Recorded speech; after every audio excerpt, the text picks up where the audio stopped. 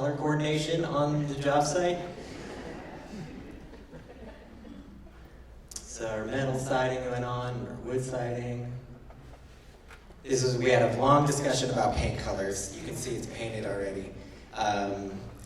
And everybody, I told all the students they could bring in paint swatches, and some of them brought in like over 40 paint swatches. I feel bad for the hardware store that had to replenish those. But that's the color that it ended up being. The door still needs to get painted. And WoodTech, we can stop there. WoodTech is collaborating with us to make all of our built-ins and furniture all custom. So this is our Tanzu staircase that's going to take people up to the sleeping loft. This is the interior as of right now. So welding made the loft on the inside. And we just finished drywalling. We're going to be painting, flooring, and putting in all the built-ins and furniture all over the next month because the competition is in October. These were videos. I don't know if the links are possible to watch, but the second one actually, maybe we'll choose.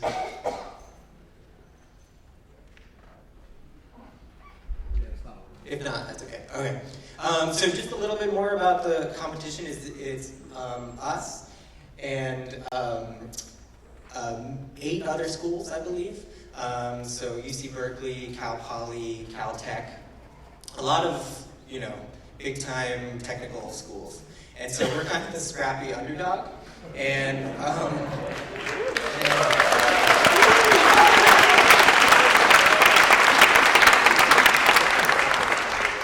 so we're going to show up in October and under the radar and hopefully win. And our advantage is our students. A lot of the other schools are, using a small cohort of graduate students to design and build the thing, and it's not necessarily as collaborative with a larger group. We have students, classes of 20 plus students working on our house every semester, and they've helped with the design, planning, all the graphic design, and obviously all the construction. So that's our project. You can come visit anytime. Teresa's going to talk about some of the landscaping that we're doing in our collaboration with Miriam College. One other thing I just want to add real quick is that the carpentry department also received a grant recently from the city of Oakland to build 2 more tiny houses, specifically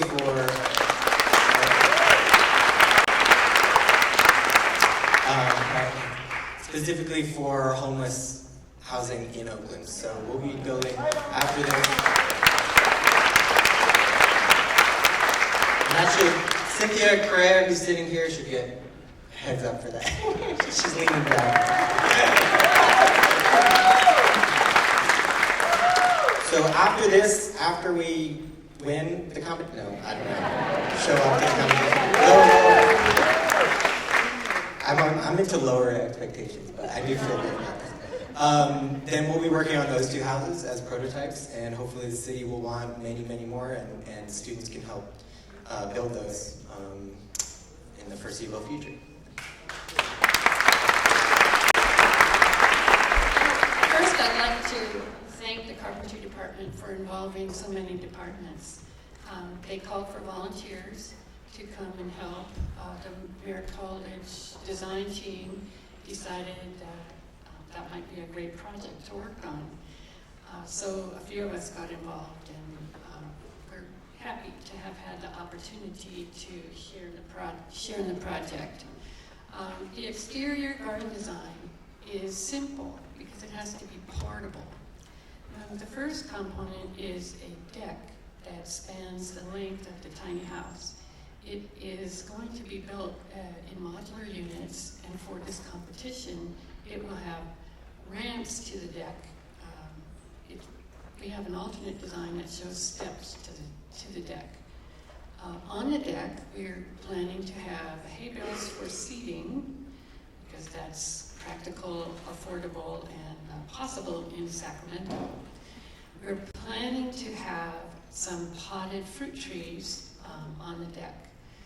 We went with the sustainable theme to build an edible garden that is small and able to produce a significant amount of food. We're going to be putting in 4 raised garden beds and a gray water system that uses a very simple system. You use a tank, in this case we're going to use a stock tank, and you baffle the interior, fill it with gravel, and divert your gray water into the first container. A biofilter will develop there naturally, and then as the microbe community in the tank begins to purify the water, the first baffle fills up and spills into the next, and then spills into the next, and then comes out pretty clean and goes on to water the garden. We're limited to 70 gallons a day, so it's not much water, but it'll certainly be enough to irrigate our plants. The raised beds we're planning to put in annual vegetables, and the practical future for that would be changing up those plants as they finished their cycle. So it's usually 2 to 3 crops per year. And then again, some additional potted fruit trees. There'll be some seeding at the lower level below the deck. That's pretty much what we've decided on the design for this project. One of the things I wanted to mention and why I have a personal interest in tiny houses is that they're very affordable. There's no loan, no mortgage at the end of the program. The cost of housing, as you all know, in the East Bay has become prohibitive to most of us. If you're lucky enough to be in a house that you purchased more than 10 years ago, your mortgage is probably affordable. If you're stuck buying a house today, it's really tight. Our students are doubling up 2, 3 to a bedroom in apartment houses in order to be able to afford something while they're attending school. There are a number of portable housing units of students that are actually parked around the campus. It's not truly legal to park in a vehicle or a tiny house that you're occupying. There needs to be some kind of a designated living space for tiny houses to remain for significant periods of time that offer electricity and potentially a community kitchen or hygiene facilities.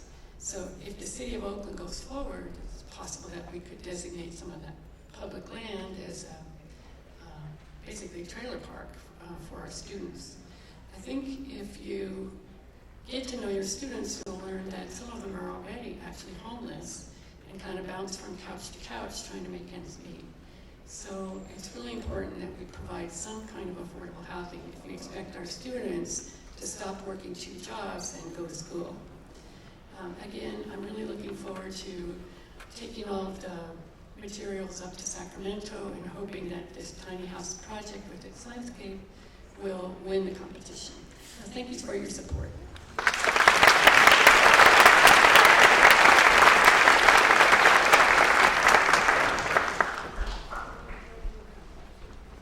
I would like to add that in the Peralta Foundation, you can contribute to this project, and that's under the tiny house, and it's in the Peralta Foundation.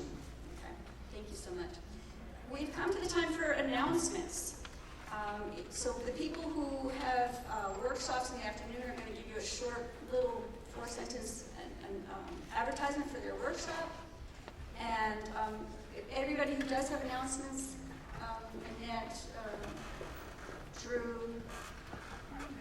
In addition, if you would all come up, that'd be great. And then, in addition, I would like for one Alicia Ariza from Berkeley City College to come up.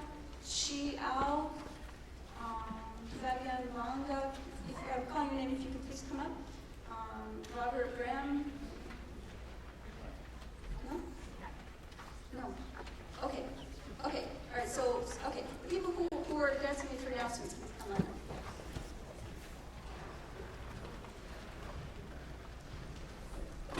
everybody. My name is Drew Gephardt. I am the International Services Manager here at the Peralta Community College District, and I've been here for about 9 years now. And one of the tasks that I've been overseeing is our study abroad programs. And so if there are any faculty members that are interested in designing their own study abroad program to take students overseas, you can contact me. My email address is dgephardt@peralta.edu. And we will also be having a study abroad fair on September 21st, which will be at Berkeley City College from 10 a.m. to 3 p.m. And we currently have about 10 vendors that are going to be coming out that can support you if you want to design your own program. So be on the lookout. We also have about 1,000 international students now among all 4 campuses. And we have international student clubs on each campus. So be on the lookout for our students who are traveling who are here studying from all around the world. We have students from about 80 countries right now. And if you have any interest in international education, you can contact me. Our office is over at the district office, and we also have an office at Berkeley City College and over at College of Alameda as well. So hope you have a great semester, and hope to see you soon.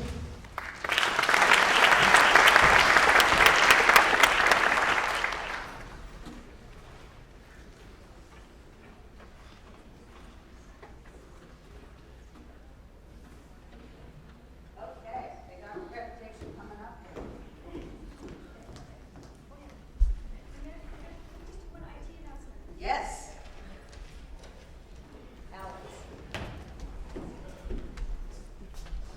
Good morning. Just want to make a quick announcement. I'm sitting outside and trying to help anybody who needs access to log in to email or prompt. I'm available. I'll be here probably till 2 o'clock.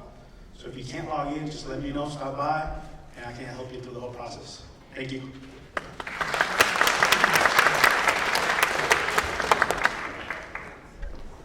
Good morning. My name is Jennifer Benford-Sybert, and I was asked to deliver a workshop this afternoon at 3 o'clock to 4:30 called The Benefits of Belonging to Peralta. I will be in room E211, and I hope to see as many of you there as would like to come see what the benefits are. And we do have swag bags. It'll be a little Oprah-esque, but I'll have some swag for you to take with you.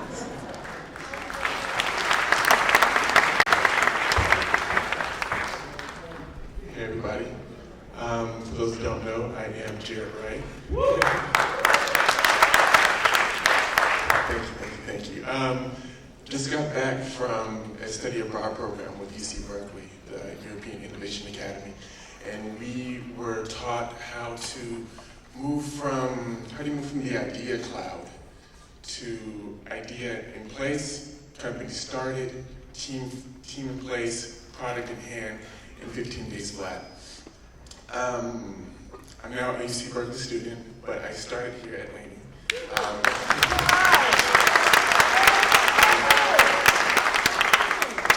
And I'm now teaching a workshop on things that I learned at UC Berkeley. So those things that are normally only reserved for the very few are available here to us in Oakland.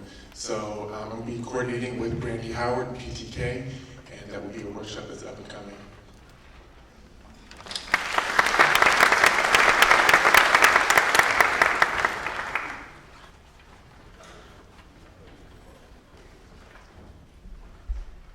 Hello everyone, my name is Scott Bashida. I'm an English instructor at Berkeley City College. I'm also on the executive committee for PFT, and I've been working with Jennifer Schnosky over the last year to look into faculty experiences of evaluation. And so we'd like to have an open discussion about this at 3 o'clock. I don't have the program in front of me. And to begin talking about what are the best practices for faculty evaluation, both from the people who are doing the evaluation and from the people who are being evaluated, so we can improve that. So please come.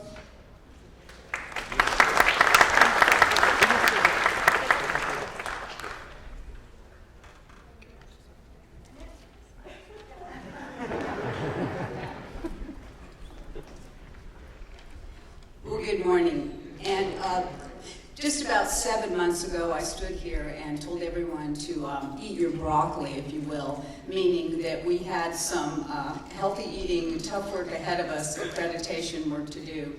And today, I just want to talk briefly what we've accomplished, and the accomplishments are many. First of all, accreditation urges us to reflect critically on the work we do in education. Education urges us to engage in meaningful dialogue to improve our work. Education urges us to come together and to be accountable.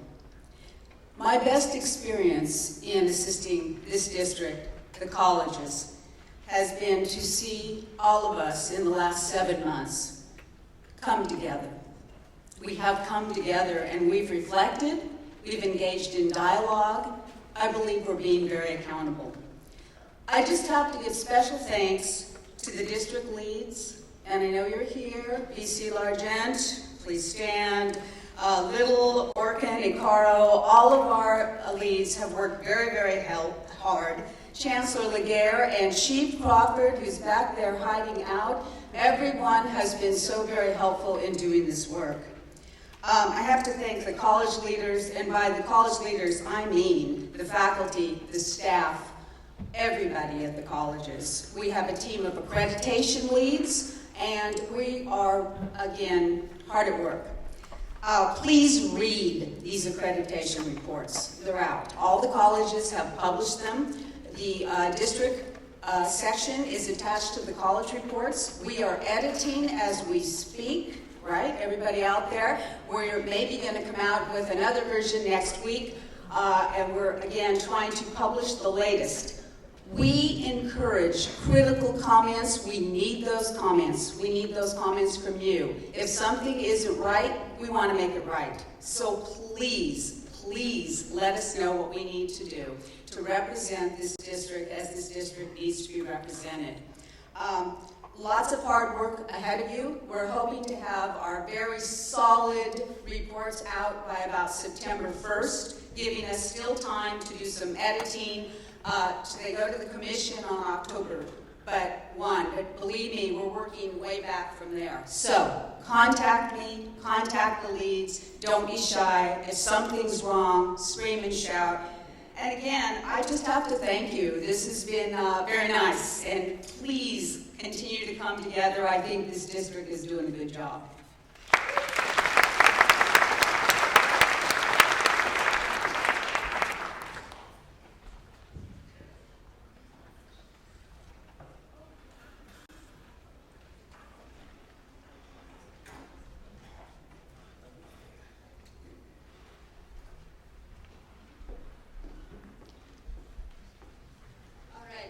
To that point in our program.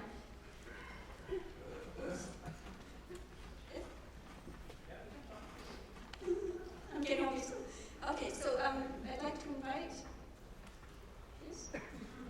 Chanel Whitaker. Good morning.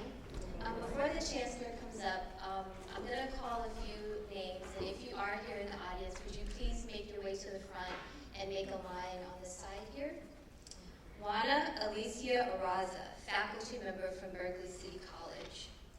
Chi Ao, senior network and systems administrator from the district. Fabian Manga, faculty member from Berkeley City College. Robert Bren, faculty member from College of Alameda. Tony Cook, dean of special programs and grants from College of Alameda. Stephen Corlett, faculty member from Laney College. Cynthia Carrera, faculty member from Laney College. Helen Curry, faculty member from Laney College. Barbara DeRoche, faculty member from Berkeley City College. Amani Omazri, curriculum and systems technical analyst from the district office. Rick Greenspan, faculty member from College of Alameda. Maisha Jameson, executive assistant from Laney College. Suzanne Kunkel, executive assistant from the district office. Ava Lee Pang, senior supervisor, administration and business supervisor from College of Alameda. Bill Love, faculty member from Merritt College. Cynthia Mahavir, faculty member from Laney College. Lone Nguyen, financial aid program supervisor from Berkeley City College. Louis Quinlan, faculty member from Laney College. Cynthia Reese, executive assistant from Berkeley City College. Patricia Rom, college network coordinator from Merritt College. Esena Gonzalez Santana, faculty member from Merritt College. Robert Smith, senior stores worker from Merritt College. Socorro Taylor, executive assistant from the district office. Hermia Yan, faculty member from Berkeley City College. David Yang, director of fiscal services from the district office. And Marta Zelke, faculty member from Merritt College.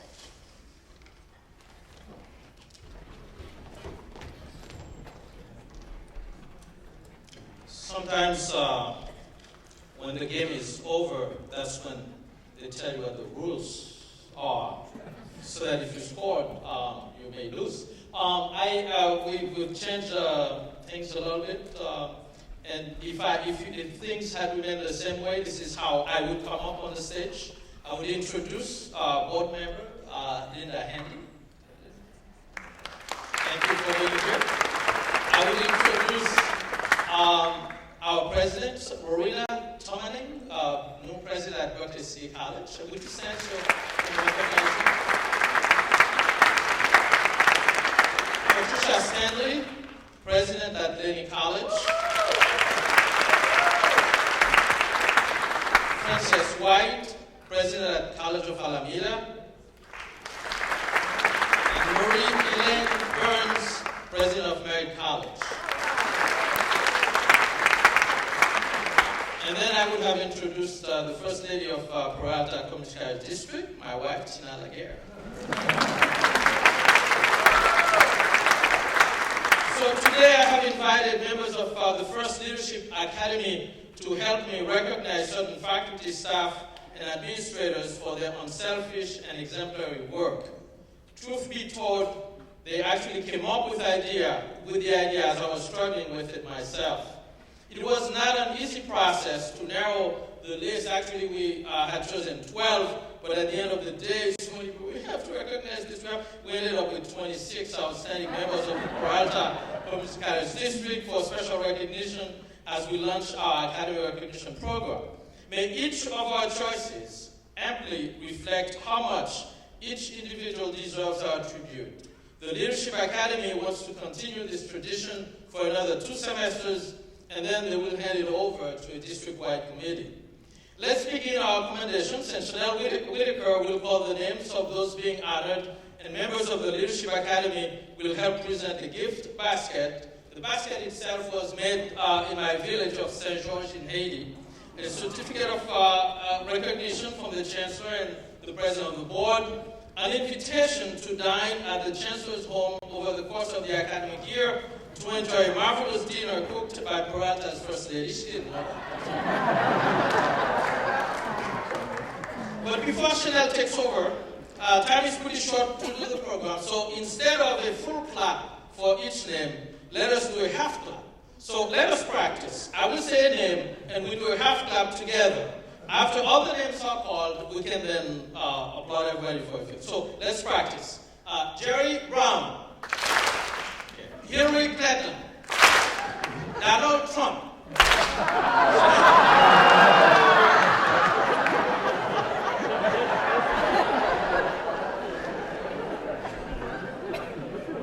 And call your name. Can you please walk in front of the podium and stand right here and you'll get your gift. Juana Elisa Araza. Cadillac. Chi App. Fabian Banga.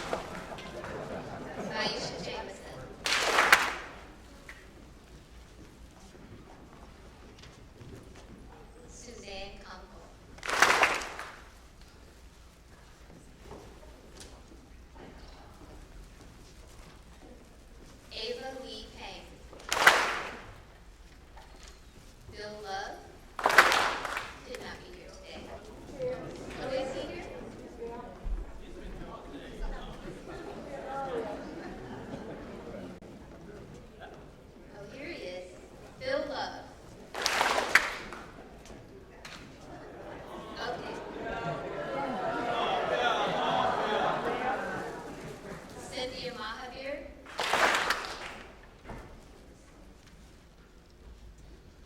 Lone Wen.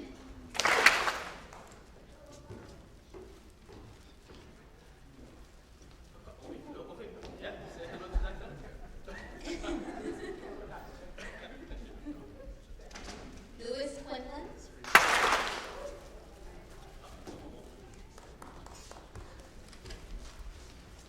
Cynthia Reese. Patricia Rom. Estella Santana.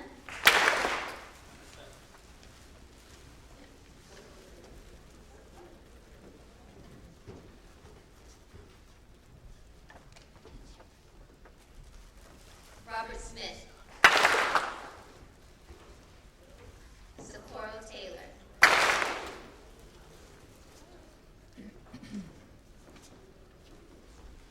Hermia Yam.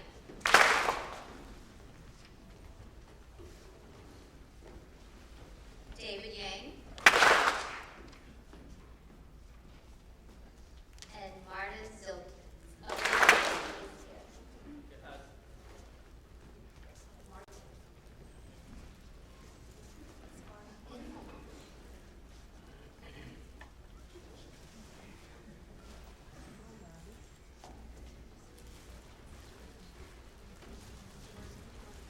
David Yang.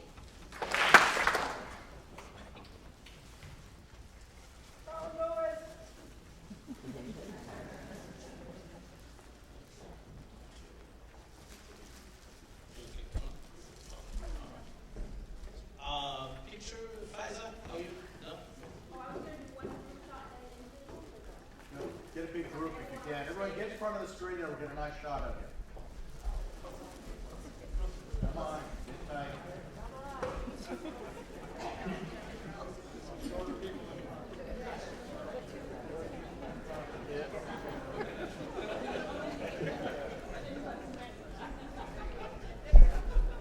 One row is fine. One row.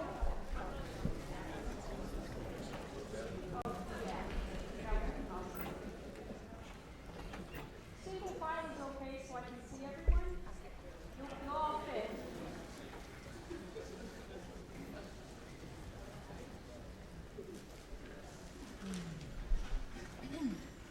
There we go.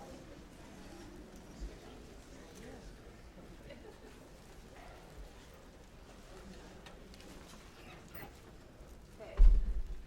Look right here.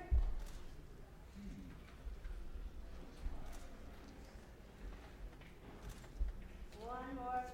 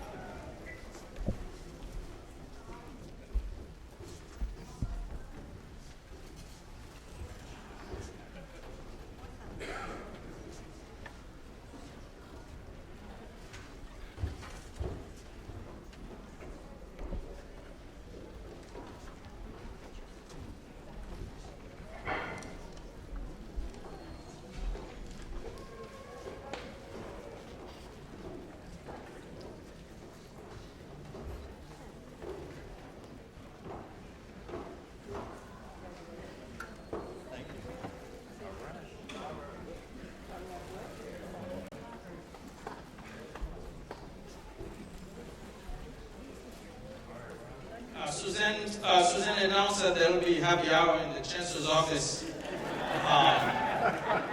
after FlexCal is over, since we have some wine. I want to repeat something that President Ed Jaramillo said, and I don't want to forget it. It's about Prop 30. We're not going to get together again as a group before the election. I don't need to share with you the importance of the election.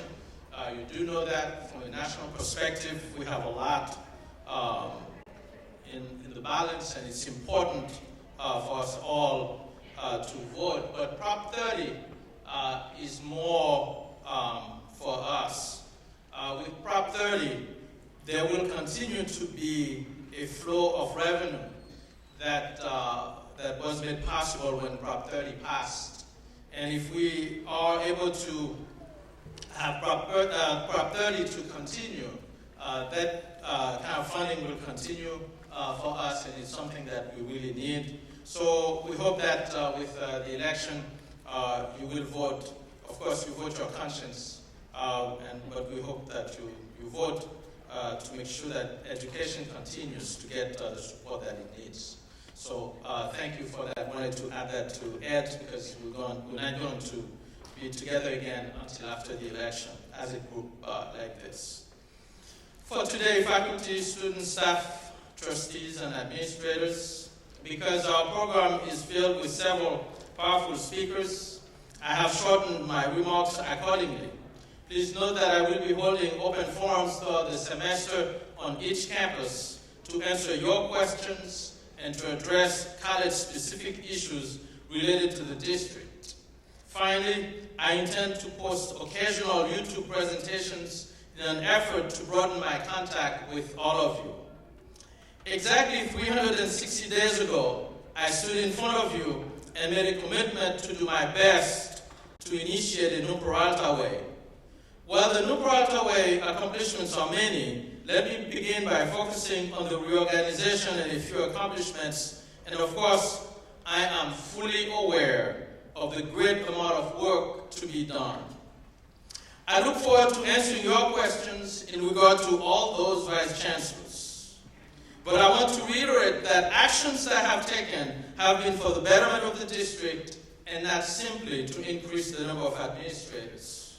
Furthermore, each move has either a strategic purpose or is based on reallocation of resources. Today, I want to expand briefly on some of my actions and provide a short explanation. I stated 1 year ago that the Peralta College District needed to commit to being fundamentally a more academic institution, one that will dedicate more of its resources toward the academic mission. The reorganization was motivated above all by that commitment, and I am pleased to announce the hiring of new Vice Chancellor for Academic Affairs for Peralta Community College District, Dr. Luis Pedraja, who will lend a special energy to PCCD's academic identity this academic year, and then we will do a full search for a permanent Vice Chancellor who then will lead us in the future as well. A second Peralta Way accomplishment has been the reorganization commitment to deliver outstanding services to our students. I think if you heard Judge Trina this morning, the kind of services sometimes we provide. She was talking about her own students, her own school, but for us, she might have as well been talking about us. Here, I took advantage of a vacancy within Student Services to establish the Chief Student Services Officer for the district, and when we held our first Student Services meeting on June 6th of this year, our colleagues in Student Services expressed the desire for more coordinated leadership in student services to meet the needs of our students. To this end, I am pleased to have Dr. Norma Embris-Galavis assume the role of Vice Chancellor of Student Services. The success of an institution is greatly enhanced with academic affairs and student affairs working closely together. That is the assignment I gave to both Dr. Embris-Galavis and Dr. Pedraja. I want to thank Professor Fabian Banga and all the other coordinators of distance education at the colleges and Sujana Tumu for the support they have provided for distance education. Their commitment went beyond professional. It has been a personal dedication to education access for our students. I really find it hard to believe that we have neglected distance education to the extent that we have. Despite the cry for help from the coordinators, we lent a deaf ear. Now that the Distance Education Committee and the Planning and Budget Council have both spoken, we will be starting this year to make more effective our approach to distance education. To fulfill this promise, I have asked Vice Chancellors Embris Galavis and Pedraja to ensure that we have proper support for faculty and students engaged in online classes. Vice Chancellor Orkin will work with the college's leaders and information technology staff to advance this DE agenda. We have increased the budget for distance education by $150,000. And this is only a small investment in this endeavor because it deserves a whole lot more investment than that. To say that we have had pressing issues with our physical facilities would be an understatement, and you heard it really well from President Jaramillo. Fortunately, we have Vice Chancellor Icaro to put all his efforts into the maintenance of facilities, and that is just the beginning of what we'll do, and that has started to pay dividends already. If you don't know, Vice Chancellor Icaro had really two jobs. One was to run the bonds, which is the major work, and one was to run our facilities. And it was definitely a lot of work. And to this end, with the reorganization, I have asked him to only pay attention to our facilities. However, I must admit that we have a long way to go. But please know that we are addressing our facilities needs in a forthright manner. The reorganization and changes I have orchestrated have been made carefully, with much forethought and with proper consultation. I would be happy to sit down with any of you and explain the rationale with any changes that I have made. I would be happy to sit down with any of you to explain to you the changes that I have made. Primarily, I have made changes based on the right allocation of individual talents to better fit our organization structure. Changes that are in the very best interest of our colleges and our service centers. I have valued everyone as I looked at what personnel changes needed to be made and explored alternatives. One of the characteristics of the old Peralta way seemed to be a paralysis to make decisions, let alone timely decisions. We have lost millions of dollars in programs and grants that could help our students. Millions of dollars that could have helped our students because we have failed to move forward. However, I'm fully aware that rushing to make decisions can be detrimental to the institution as well. And be assured, I'm keeping an eye carefully on how I do things. Here, I wish to add that this chancellor who's speaking to you does not hide away from being critically confronted with issues. I'm eager to sit down and to speak with people. If ever you feel that I'm not following the New Peralta way and its spirit of constructive change, I invite you to speak to me directly. As a community of learners and scholars, let us always speak directly with one another to get the real scoop, the real story, and as Paul Harvey would say, the rest of the story. I welcome your honest inquiries and thoughtful criticism as well as critique. Some of the transformative ideas of Peralta, of the reorganization of Peralta, include a rebranded academic character for Peralta, an organization that redoubles its efforts to care about the finest education of our students, a refurbishing of a working technology infrastructure, a district with better maintained facilities, an interest in elevating our academic standards in hiring. I have refused to hire below the minimum levels of competency. Hiring the best of the worst is not a way to elevate the district. Hiring the best of the worst is not a way to elevate the district. And it is a practice that is simply not acceptable. With patience and a few pushbacks from me, we are hiring better qualified people. Our faculty and students deserve the best deans, the best vice presidents, the best vice chancellors and presidents we can find, and so do our staff. In order to increase revenue, we must exploit the following: local and regional partnerships, state partnerships, national partnerships, international partnerships. The development of a unit that will bring us increased earnings and guarantee each college the minimum average revenues it has generated over the past 5 years in contract education. In my address to you last year, I promised that I will make good this guarantee, and we are well on our way to building the infrastructure that will boost those revenues. I'm pleased that we are establishing a foundation for workforce development and continuing education with a new Associate Vice Chancellor, Dr. Mel King. We have instituted a Peralta Management Leadership Academy. It is one that we want to help us develop the best administrators and leaders for Peralta, as I promised to you last year. Here, participants have initiated group projects such as your successful journey through Peralta and new employee orientations, enrollment management and retention, and the 3 steps rule for improving our strategies to serve our students. Participants were charged to come up with activities and projects that will transform the district. I would like to ask the participants in the Academy who are present today to stand up so we can congratulate them.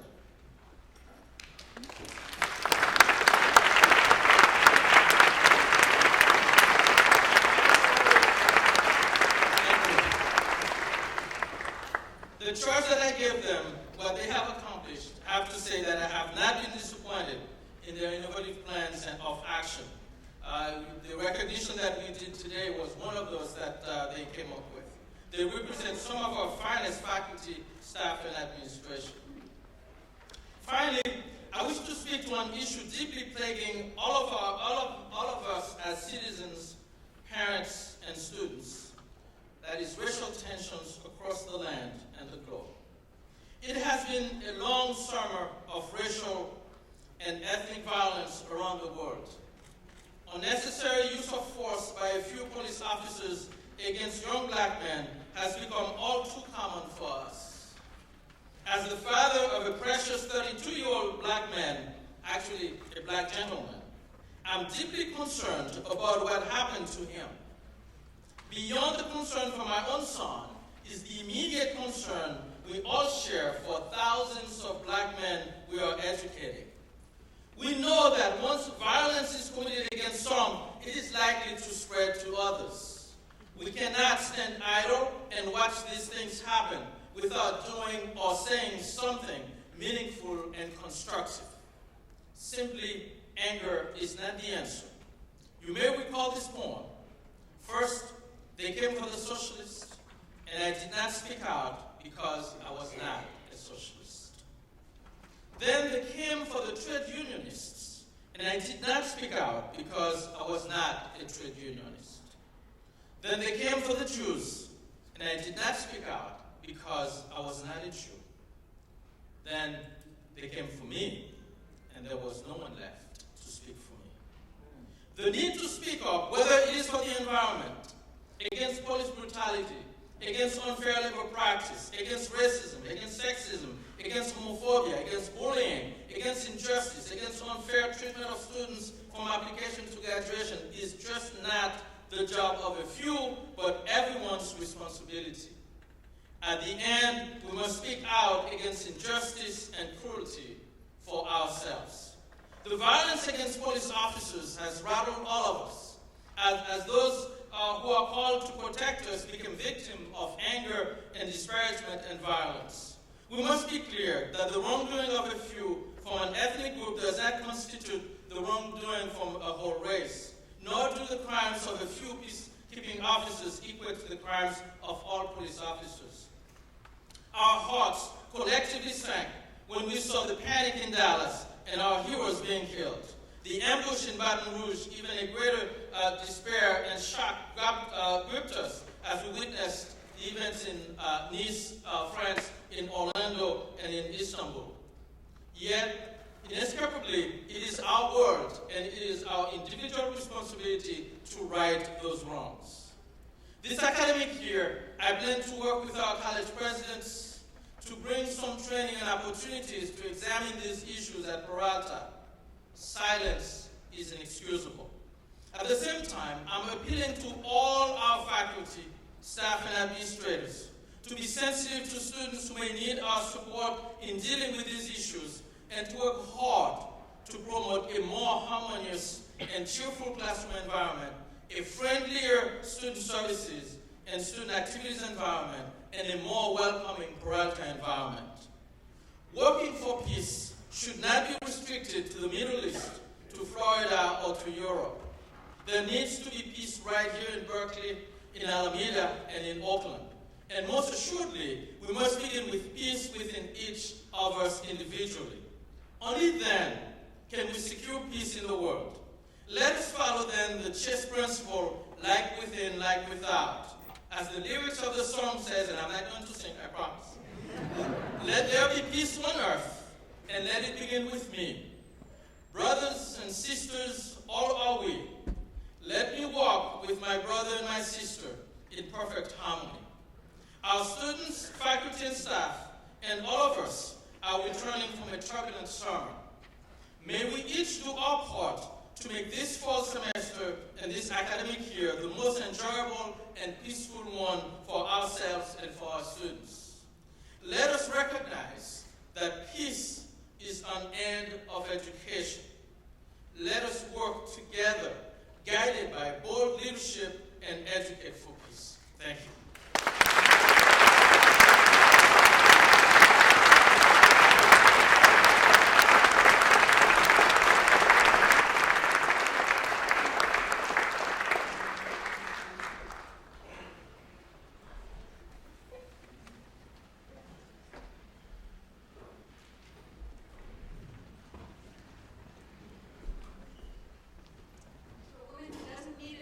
I'm going to introduce Alexis Alexander.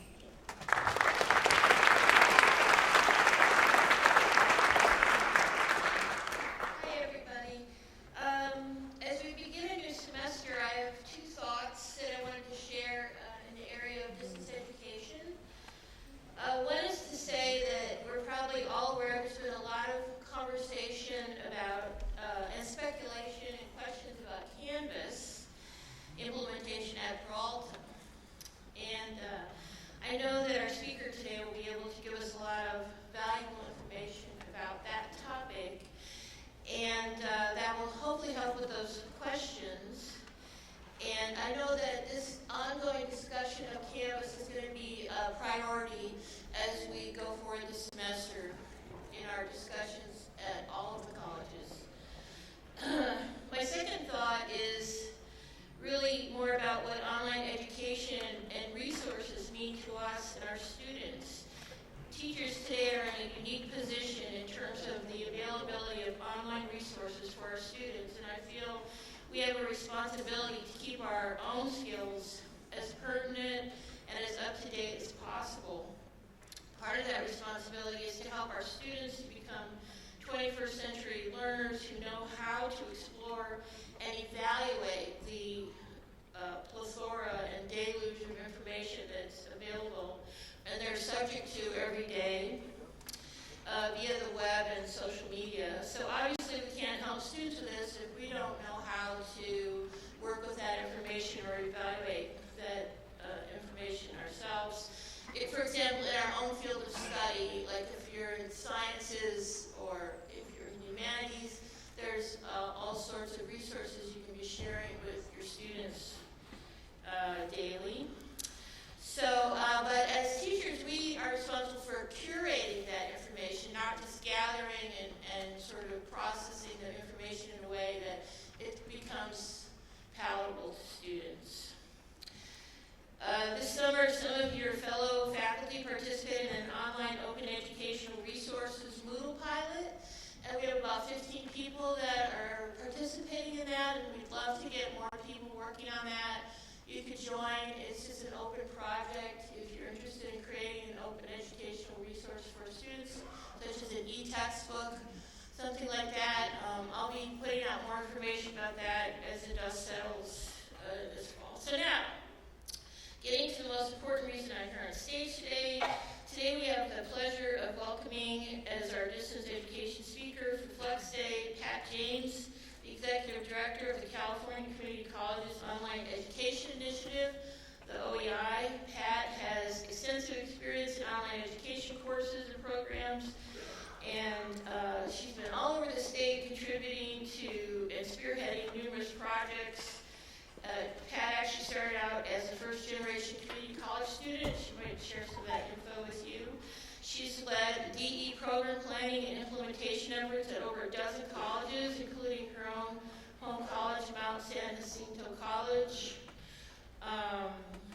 She became the co-director of @ONE professional development projects in 2009, and in 2013 led the California Community College Distance Education Coordinators to the creation of our own organization. Her work in planning and implementation of the online teaching conference for the California Community Colleges has resulted in a huge growth in that conference. I don't know, last time it was like over 5,000 people at that conference. It's gotten enormous. In 2008, she won the California Community College Chancellor's Office Technology Innovator of the Year Award, and she's instrumental in the @ONE online teaching certificate program. Of course, I know her as the mastermind behind the unbelievably complex and multifaceted statewide effort to develop standards in online education and launch the California Virtual Campus, which is a project very near and dear to my heart. Without further ado, Pat James.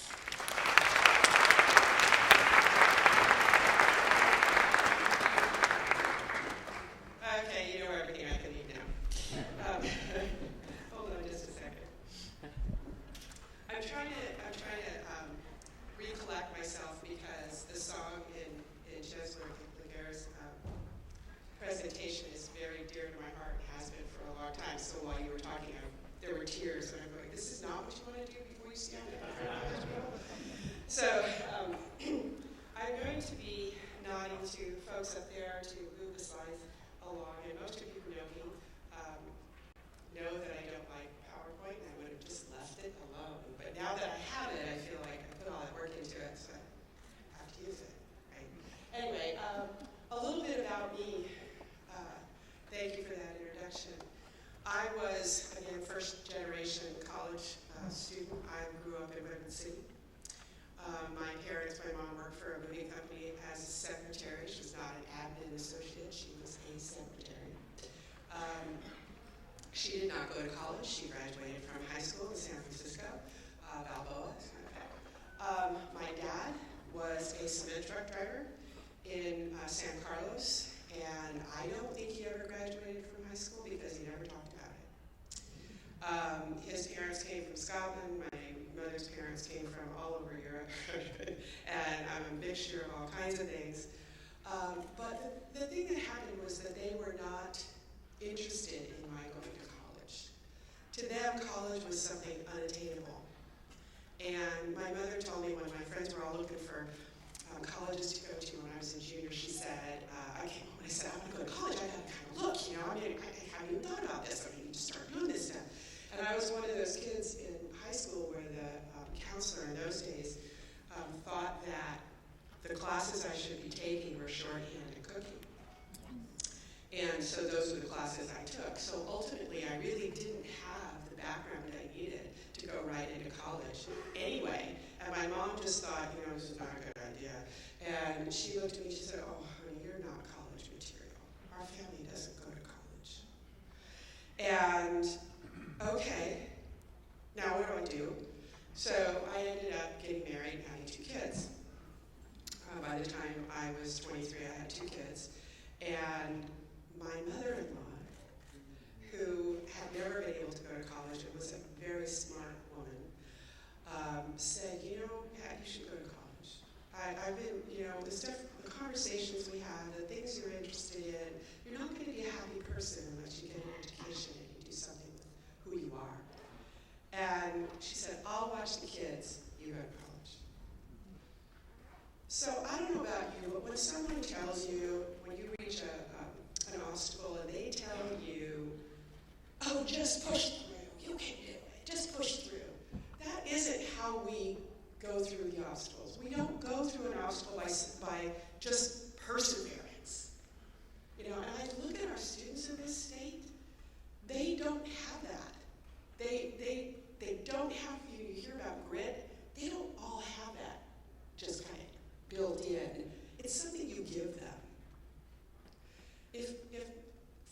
Robbins hadn't said to me, you're smart, you need to go to school, do what I couldn't do, and I'll support you in that, and I believe in you, I wouldn't be standing in front of you right now.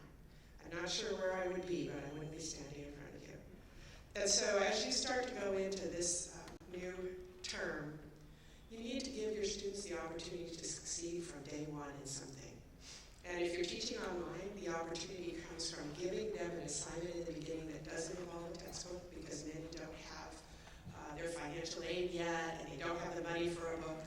So give them an assignment that doesn't have, this is face-to-face too, an assignment that doesn't have a textbook. Give them an assignment in which they can succeed, and tell them how great they were for doing it. If you haven't seen it, there's this video on YouTube right now, it's called Smile, and it's this guy who works and just talks to people. He's a photographer, and he just talks to people, and he says, oh, you have a gorgeous smile.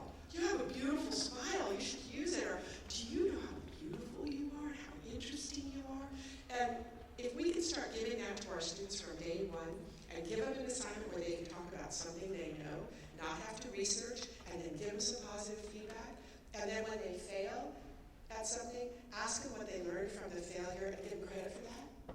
Then you start building that piece behind the, you can do it, you know, that foundation behind that. So I wanted to share that with you. That was me.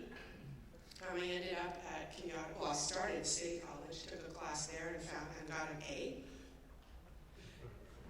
My class got an A, and I thought, ooh, either they're really stupid or I am smart. And that A made a huge difference. I know I earned it. I mean, the guy didn't give it to me. I can't remember his name, unfortunately, but he didn't give it to me because, you know, I was cute. I don't think I was. But anyway, you know, that A propelled me a long way. And I went to Keynote College then and got my AA from Keynote College, got divorced, transferred to UC Santa Cruz, and I was called a re-entry student because I had kids. And Santa Cruz was very supportive of re-entry women and veterans at the time. I was so fortunate to be there. You know, it's just amazing to me that Patty Copeland, this woman who came from family that didn't believe in college, was graduating from college. And I did it without support of my parents. They had no money. I borrowed some money once from my dad, and then when I graduated, he said, where's the $75 you owe me? So I did it that way. And I've done a lot of things in my life. One of them actually was I taught for Ravenswood City School District for 5 years, junior high. And I remember when I went there, my mom said, you're going to East Palo Alto? I went, yeah, it's like over there. And she was afraid. And at the time, East Palo Alto did have the reputation of being the murder capital of the United States. And that wasn't comforting. The district office had bullet holes in the walls on the outside. But the minute you walked onto the campus and school started, it was a school with children. They became kids that were protected and safe. We closed the gates, and they were amazing. And they taught me so much. I was one of 2 white teachers in that school. And I realized how biased I was without even knowing. I grew up in Redwood City in a lower class home in a completely integrated school. I went to an elementary school and a high school, junior high and a high school that were not the privileged ones in Woodside. You know, but here I was facing students. I had trouble remembering their names in the beginning, and I realized it was because I was attaching names to the color of their hair, the color of their eyes, and differentiated features. And here I was looking at these beautiful black and brown children, and I had to recognize who they were inside and start to communicate with them and remember their names by that. I took them to, I had the opportunity from a friend who was at Stanford. She said, we need kids, and we need kids to try out multimedia software that Apple's producing. And I was teaching multimedia at a junior high in East Palo Alto. They wanted my kids. And so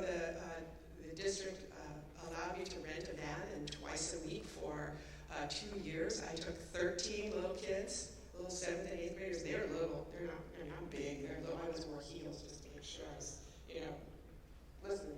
Anyway, especially for the Samoan kids. It's like, listen to me.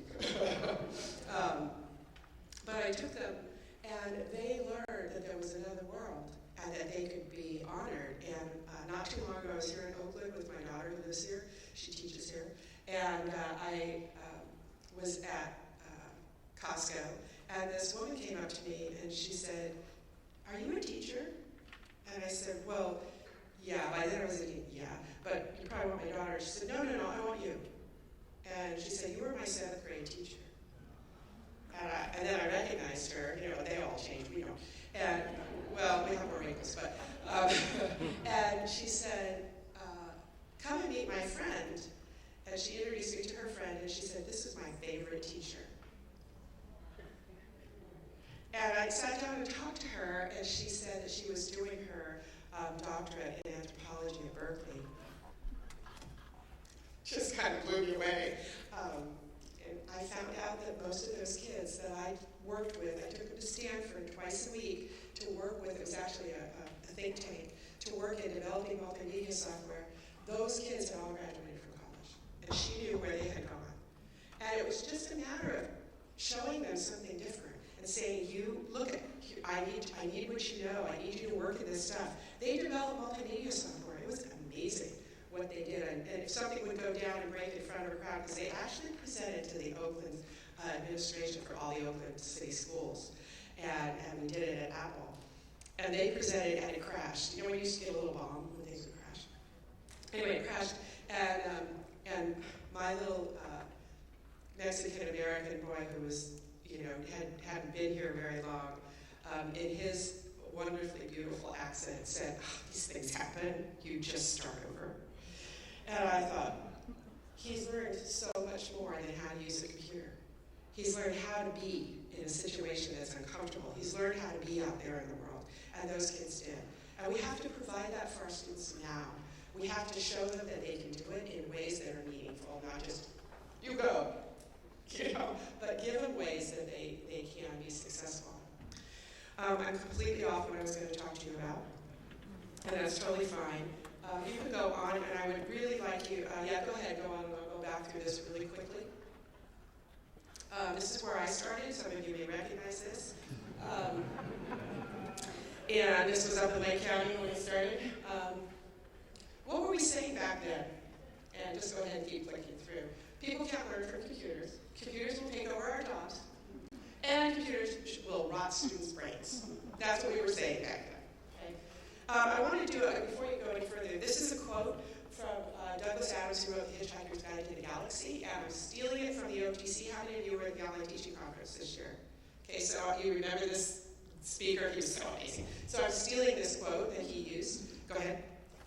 Anything in the world that is in the world when you're born is normal and ordinary, is just a natural part of the way the world works. You can go to the next one. And I'm going to catch up with you here. Anything that's invented between when you're 15 and 35 is new and exciting and revolutionary. You probably get a job in it. Anything invented after you're 35 is against the natural order of things. And then John added this, and will rot students' brains. And my daughter, who didn't let her son use a computer until he was 12, said, "Well, it will." And I said, "Well, you know, video games all the time, maybe. But learning? No." What I saw when I started back in '82 and students taught me how to use computers was they got real creative. And that was exciting. So now what are we seeing? In our online ed beginnings, not too long ago, really, what did we hear from teachers? Students can't learn from computers. And I agree with that, by the way. They can learn from teachers who are using computers, but they can't learn from computers. It's you. It's not what you use. It's not your materials. It's not your technology. It's what you bring. It's your relationship with those students. Go ahead. Oh, yeah, online courses will not need teachers, and we'll lose our jobs. As far as I know, no one has ever lost a job because of online learning. It's quite the reverse, actually. All the people that I taught way back then are either retired or still teaching. How do we know the student's a student? That's one we solve pretty much. Not forever. We haven't solved it face-to-face either. I want to know my students. Oh, this is a good one. I got to tell you this one. There is a lovely lady who lives nearby here in Berkeley, and I was working with her to bring the Pachamama Alliance. I don't know if you know about that, but they wanted to take one of their, they work in ecology, and they wanted to take one of their seminars and put it online, and so they asked me to come and help them. And I did, and the woman who was running, who was just lovely, said, who's about my age, about my height, she comes in, I'm sitting down, and she says, so, I really want to make a difference, and I want to know people, and I want to make a difference in their lives. And I said, so I think that I've been teaching for 20 years, most of that online, and I'd like to think I've changed some lives. And she said, okay, and she sat down, and they have now had over, I think, 13,000 people take that course, and that's just been in the last 5 years. So I just saw her recently for the first time, and I said, how's it going? She said, I love it. She told me she wouldn't even, she said, I don't want to participate, I don't want to be in the discussions, I don't want to know anything about it. I said, are you participating? She said, I'm totally involved. Okay, good. So I want to know my students. You can know your students online, sometimes better than face-to-face. Lazy teachers just want to stay home. Some do. Don't let them teach online, okay? Just don't. All right. Oh yeah, online classes will rot students' brains. Okay, who knew? Right now there's a huge conversation going on in this state about online education, and the Peralta district needs to be in that conversation.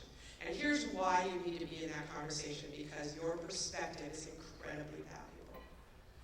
The diversity in this city and this region, in your district, is unreal, and you know how to work with it. You have a different perspective than the LA folks bring.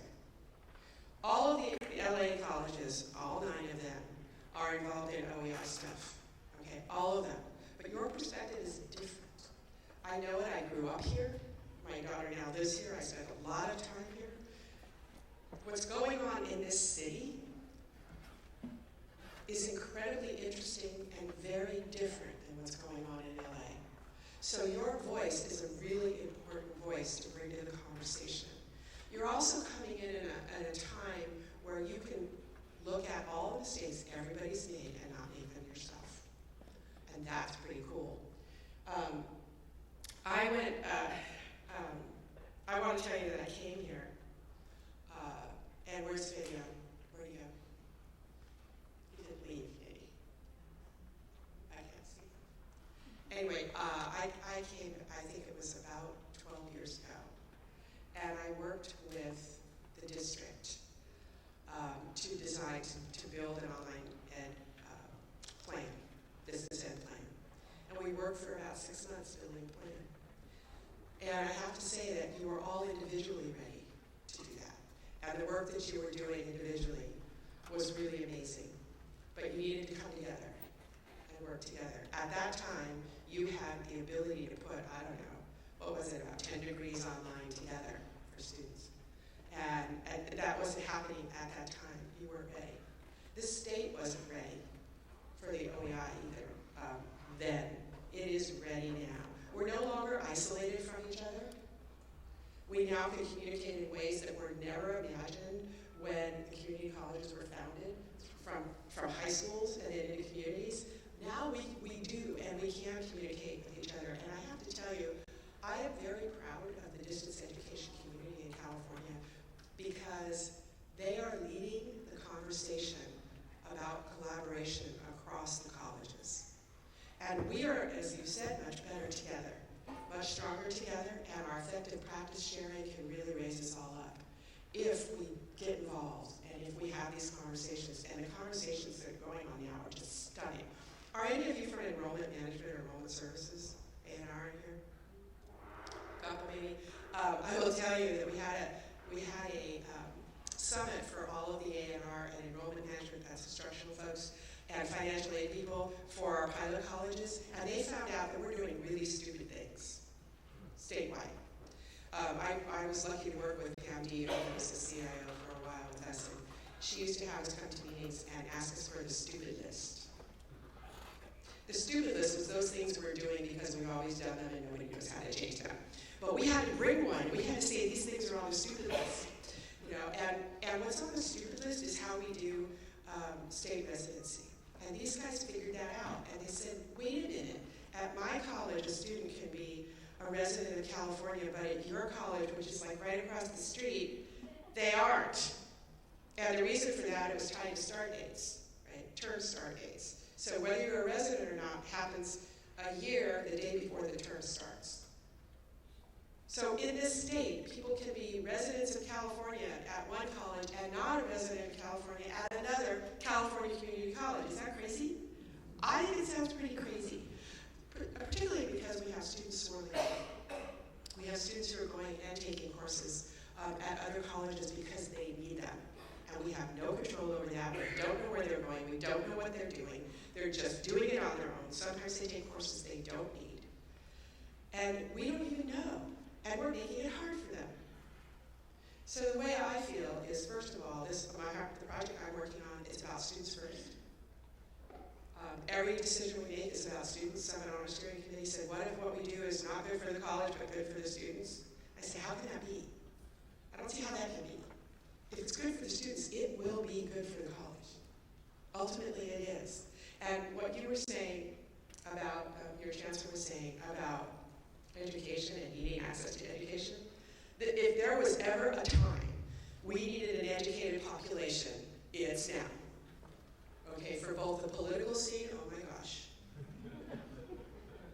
and just saving the planet. I want people to be smart. I want them to save the planet for my grandchildren. I've got two, by the way. I want them to be okay. I think we need to educate everybody we can, and access is one of the ways to do that. We're going to be providing that. I want to talk to you just for a second about, so anyway, I'm glad to be back here. It's really nice to be back here at this time. I want to just talk for a minute about what distance ed brings to those of you who teach face-to-face. How many of you do not teach online? And if I don't know you and no one's watching, keep your hand up if you think online is worse than face-to-face. That's totally fair. And the reason that you probably think it's worse is because success and retention rates are lower. And that's what you think. I get it, totally get it, they are. We can change that. This is what's going on right now. I hesitate to show this because I don't like comparing online to face-to-face. And I would charge you not to do that any longer. But in this case, there's an important thing going on. Here is face-to-face, and it's moving up. And it's leveling off. And since 2012, retention in face-to-face classes has been flat. Okay. Online, however, has been moving up. So face-to-face is going like this, online is going like this. At some point, what's going to happen? Okay, I don't know. I hope it keeps going. But here's what I'd like to see. I'd like to see that happen. And the reason I'd like to see that happen is because some people, there may be some of you in the audience, I won't accuse you, but they're probably there, that are saying, I'll never teach online, it's never going to be better. I don't want to know anything you do because it's not better. And what you're doing is you're not looking at the innovation that you're seeing here. There's a ton of innovation going on in online learning. And those of you who teach face-to-face should pay attention to that. Get involved. Find out what tools you can use that would make you a better teacher, that would make your students learn better, faster, and retain it longer. One of the things we're finding out, students who take online classes retain the information and use it better longer. And it's because it's a more individualized approach to learning. So there are problems. There are problems. We're trying to fix them. But we need you to help us with that too. So those of you who've always just put it off and said, I don't want to know about it, I'm not going to look at it because it's not as good, need to look at the innovation and see if there's stuff there that you can use. This is an interesting thing, and I'm just showing you the retention piece, the success piece is all lower, but it looks the same. And I don't know about you, but 63% success in face-to-face isn't good enough either. So let's go to the next one. All right, so here, this was John Landis at the OTC, and he talked about when he was really young and he had surgery on his back. He had no scar. He had a huge huge scar, took 4 weeks to recover. Advanced, 20 years later, no scar, 5 days to recover. And what he said is that that same doctor was the same doctor. If the same doctor was doing the same method of surgery today that he was doing 20 years ago, he would be committing medical malpractice. So just think about it. If you're teaching the same way you were teaching 20 years ago, even 10 years ago, you could be considered as committing teaching malpractice. And I don't think any of you want, everybody wants to be better. I think everybody wants to be better.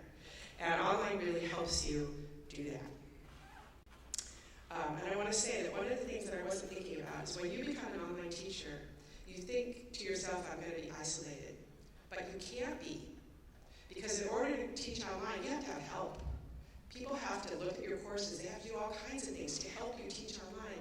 You're now collaborating. So there is something to be said about teaching online that is counterintuitive. In addition, the innovation is huge. So if you're thinking about teaching online, even if you're not, I would challenge you to do that. Start with a hybrid, or start just using the course management system for your face-to-face course and see how that goes. See how you feel. What is it you need? We're going to try to provide that for you. So this is the beginning of what we're doing with the OEI, and I want to just clarify some things for you. The OEI is focused on completion. We were funded at $56.9 million in 2013-14. We didn't get the money until 2014. We all didn't get hired until June of 2014. So since June of 2014 to now, we have done a ton of stuff, and I'm going to show you that in a couple of minutes. But I do want to tell you that there's some misconceptions about what we're trying to do. And what we're doing here, what I wanted to show you here is you have choices of how you participate. You can use our resources, and that's it. As a district, you can use the resources. Please do. Almost all of them are free to you to use. And give us feedback on those resources, by the way. What we know is that online programs have never been fully resourced. And that's why students don't succeed. And that's why teachers don't succeed. Okay, so you could do that. Or you could use OEI resources. You could choose to adopt Canvas as your course management system. It's free. I am more confident than I have ever been that it will continue to be free. The Chancellor's Office is behind us. The legislature just gave us an augmentation of $20 million. We didn't ask for it. We didn't ask them. It just came. And I'm going, okay, I guess, you know how easy it is to spend $20 million in 2 years? Do you understand purchasing in your college? It isn't easy, okay? It's not easy. So I am more confident now than I've ever been. We do have an ongoing $10 million budget, out of which half of that is going to pay for the course management system no matter what's going on. Okay, and we are talking about it as an infrastructure, and Eric Skinner, who's the interim chancellor, agrees that it should go forward. So does just about everybody else in that office now, because we've been talking about it for a long time. This is a dream that we've had for a long time, and it's now coming to fruition. Colleges can use resources, do Canvas, and also be part of the course exchange, which is cross-registration. It's seamless registration across colleges. And what's really cool is in order to do it, we have developed, I can't even believe it. Do you know how many student information systems there are in this system, in the community colleges? Do you know how many? That's PeopleSoft, Banner, DataTel, Workday, and a bunch of things that have really strange names because they were homegrown. Okay. Imagine for a minute if we didn't have different student information systems. Some of you who are in administration, I know you're going, I can see a day, and it's coming quickly, where we won't have to input MIS data anymore. It'll just happen. And it won't be 18 months before you find out the results. And we won't be making budgets based on what went on back here right now. Okay, please help us. That would be amazing if that happens. And I think it's going to, because we built an adapter that can take information from one SIS, like PeopleSoft, hold it, send it to Banner. so students can register across colleges seamlessly. Now we're focused on completion, so right now we're not even talking about it. I don't think anybody wants to talk about students taking full degrees online from a whole bunch of different colleges. We need a home base. The students need a home base, so we're talking about completion. These are the resources we're providing. If you look at this and the accreditation task force asking you to be here, or asking someone like me to be here, because this is what accreditation is saying you need to have. You have to provide for your online students the same thing you provide for your face-to-face students, as best you can. And colleges are going on warning or worse because they don't have programs developed. So we decided we need to provide the things that you need to make your programs work. And so that's what we've done, and I would invite you to go and look particularly at the readiness tools. And we're going to show them this afternoon at the workshop we're doing. But they're amazing. There's a calculator that a student can go in and they can look at how many hours they spend on everything, and it shows how many hours of the day they spend, and if they spend too much on entertainment, it goes over into negative. So they can see how much they need to spend on their class and on their homework and so forth. It's really pretty cool, but it talks about time management, what it is to be a good student. You can use it in your face-to-face classes. It also talks about what you need to be a good online student. And so and it's free and open to everybody. And all you have to do is link to it in your classes, face-to-face or online. We have professional development for faculty. We've got instructional design support and accessibility support. Accessibility is the hardest thing to do, to make your courses accessible to all students through ADA compliance, and we are providing that. That's the hardest piece. We're reviewing courses for colleges, and we created a standard, which is really pretty amazing to have a community college standard for quality online course design that you can adopt and use, and we'll help you do that. We have professional development behind that through Act 1, and Anna Sterling's here with me today. We have embedded support for underprepared students. I'm sure you never get an underprepared student in your intro class. Right? Never. They all know how to write. They all know. Hello. Okay, so we have resources you can embed in your courses wherever you need them to be. And they're for teaching students how to write and a whole raft of things that we know they need when they come in. We have an online counseling network coming up and a platform that's available for our counselors to do counseling with students online about being an online learner, but just do counseling online with your students. It's about access. You have students here who need that access, who don't have the freedom of the schedules to come in when your schedules say they should be here. And so providing access to students is incredibly important. One of my daughters is 34 years old. She's a single mother. The father is not involved, with a 6-year-old ADHD son. She works at community college full-time and can't make her living. Full-time, 40 hours a week, and doesn't make enough to make a living. At the college I was at, our classified folks did baskets at Thanksgiving and Christmas for their own classified representatives because they didn't make enough money. She wanted to go to school. When you work 9 hours a day, she works 4 9/4, and when you work 9 hours a day, you pick up your kid at the daycare, you go home, you feed him, you take care of him, you help him with whatever he needs, you put him to bed, and then you go to school? No. But you can go online and take one class. And in the last year and a half, she's gotten 18 units towards her AA. She's gotten a raise and a promotion. And next month, I won't have to give her any money. And I'm going to be retiring fairly soon, so that's good news. But if you think about that kind of access for your students who are out there working as hard as they can and still not making it and need to improve somehow, education is the only way out for them. And this kind of access can help them with that. We chose Canvas. We're not going to have too much time. How much time do we have? We chose Canvas as our course management system for the state because of a lot of reasons, but one was because of its mobile capabilities. You can take a class on a phone, completely on a phone. I wouldn't want to do it. I can't see very well, but you wouldn't. Do your students have phones? Most of them have some kind of phone. So they can take a class on a phone, which is just amazing. That mobility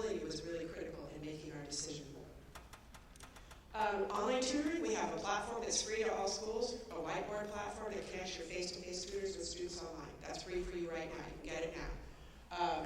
We also have 24/7 vendor-based tutoring support, and that you have to pay for, but it is a much reduced rate.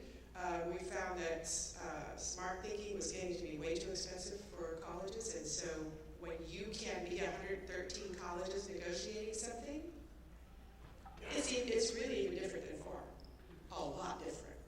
I keep telling our vendors that we have value. We're 113 colleges, and we bring you value. So you better partner with us, and they are. And so we brought cost way, way down. There were other things on there. Okay, and so I'll give this PowerPoint presentation to Miriam so she can publish it for you so you can get to it. But our website also has all of the connections to all of this. And it's at ccconlineed.org, and you can go there and make use of all of these tools. Most of them are Creative Commons licensed, and many of them are free to all the colleges. Okay, you can go on now. What is this? Anybody know? What? Somebody said it. It's a list of colleges. These are the colleges that have committed to adopting Canvas or are in the process of implementing. There are like 83 here. There are 96 since I made this slide about a week and a half ago. 96 colleges. It just blows my mind that that's what they're doing. I used to have a slide about this that said 90 colleges, and then there was an image on there when pigs fly. There were pigs flying.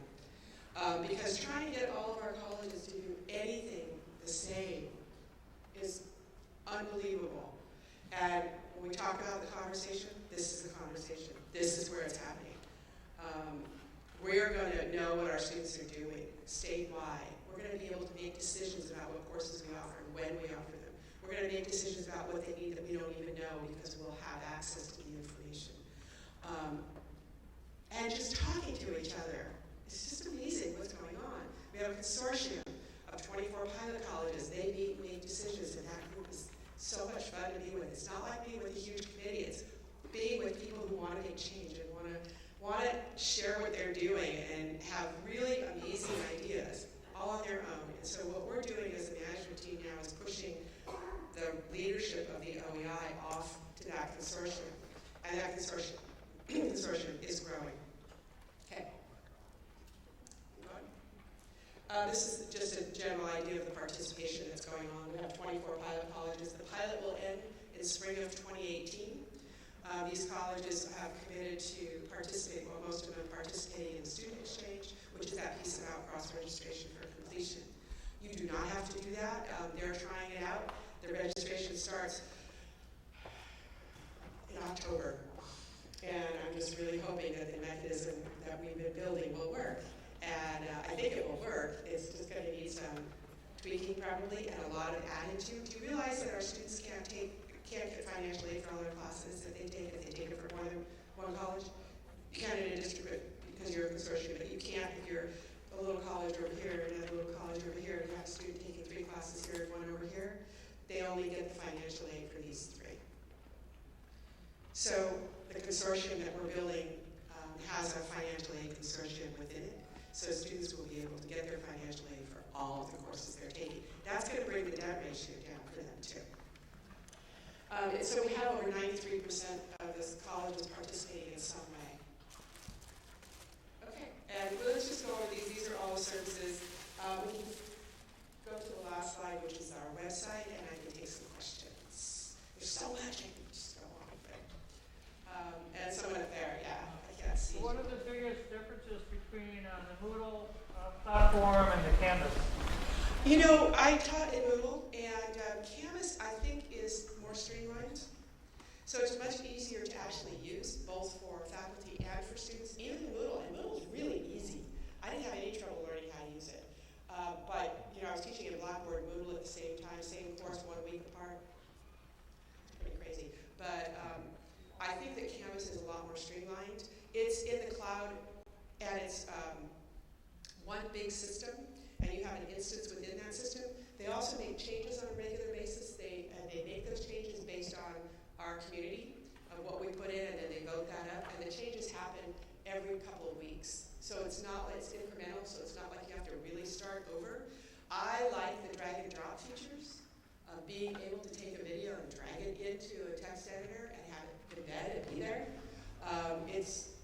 To me, it's just a much cleaner interface, and it has no learning curve for students. They just get right in. So, yeah, there are a lot of others, and I would come this afternoon and ask Anna, because she has a list of those things. We also have conversion tools from Moodle to Canvas, and we'll help you do that, and it's pretty slick. It goes actually from Moodle better than anything else. Oh. Yeah, because the open source piece. Canvas is also open source. And Instructure, their company, is an amazing partner. They listen. They got the value idea. I was the one in the negotiations saying that over and over again. They got it. So, okay. Any other questions? Yes? There's no interaction between the instructor and the students. Say it again? There's no interaction between the instructor and the student. How many of you are teaching online? And would you uphold that? There's a lot of interaction between the instructor and the students. You have to know how to do it, and we'll be talking about that this afternoon too. You have to know how to do it, but I will tell you that I remember being at a graduation ceremony where the faculty form double lines on honor guard where the students come through, and this young woman came through and she said, "Ms. James," and I went, "Yeah?" And she said her name, and I said, "Oh my God," and she gave me a big hug. She'd taken 2 of my online classes. I'd never seen her. And we didn't have photographs then. And she hugged me, and I felt like hugging her back. You actually get to know your students pretty well. There's a lot more one-on-one that goes on in an online class than a face-to-face one, and nobody gets to hide. Yes? Excuse me, we've been asked if people who have questions can ask them from the mic because we are live streaming. Sorry, I could have. Also, while he's coming up, if you can tell people about your workshop this afternoon for who's interested in learning more from you. I'm sorry? Can you tell us about your workshop this Yeah, afternoon? we're doing a workshop that's a little more hands-on about course design and what it's like to teach online, and we'll also be talking a little bit more about Canvas and about what the OEI is doing there. We can answer a lot of questions there. It's at 1 o'clock, and then there's another one that follows, so we're doing 2 of the same one. Yeah. So some of the consortium services are really great. You would have to use Canvas to leverage the consortium services and that cross. No, you don't. And we don't want to force you to do that. That decision is your own. And we also have a little website that tells you how to make that decision and some ideas for who you should bring in. And we want you to make the decision based on what's best for you, because otherwise it's not going to work. So, and it's a faculty-driven decision, by the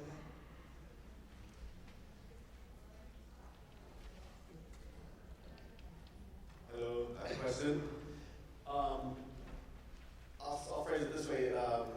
Until we adopt Canvas at Laney, can you explain what access, if any, we have to it? Yeah, if you want to get in touch with me or with Steve Klein off of our website, he can get you a demo site so that you can take a look at it and work in it. And you can see how it works. We can also get you a demo site from Instructure. We'll talk to our folks there, and they will come and talk to you and give you some space to work in a sandbox. So yeah, you can.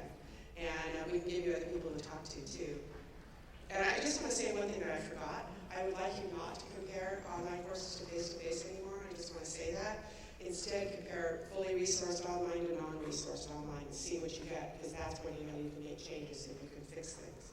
But if you just compare it to face-to-face, then you're not going to see what needs to change, and you're not going to inform the face-to-face at all. So, sorry. Yeah, one more question. That's my mission, by the way. That's why I had to say it. When you prepare an online course, that's a lot of work and material. Yes. Who owns that?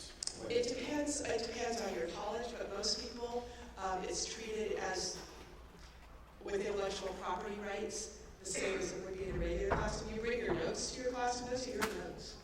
And for us, we don't own any class. The OEI doesn't want to own any class. We're not our own college. We're doing this with the college's own policies. And so whatever's going on at your college is what would happen. So come under shared governance and all the. Absolutely, absolutely. And the union when it comes to intellectual property rights. It's a shared piece. So it depends on your college. And all the policies that are being created are based on the consortium's wisdom. And so those people who, and that's just for the exchange. You do not have to be in the exchange. Okay? It may help you, it may not. It's totally up to you to do. The governor wants there to be more access for online courses for students. And the way you do that is you help people make their courses better than they already have. You help colleges be able to add more online classes, and you allow students to register wherever they need to. Okay. Is that it? Okay. That's it. So thank you very much for having me.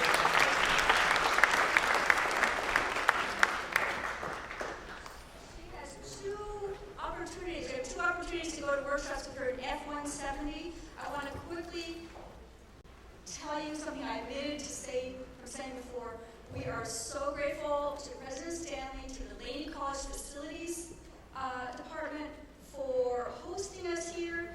I don't know if you know there was a problem with the cafeteria, and they had set up a beautiful quad area for us to go out and eat in. There are box lunches.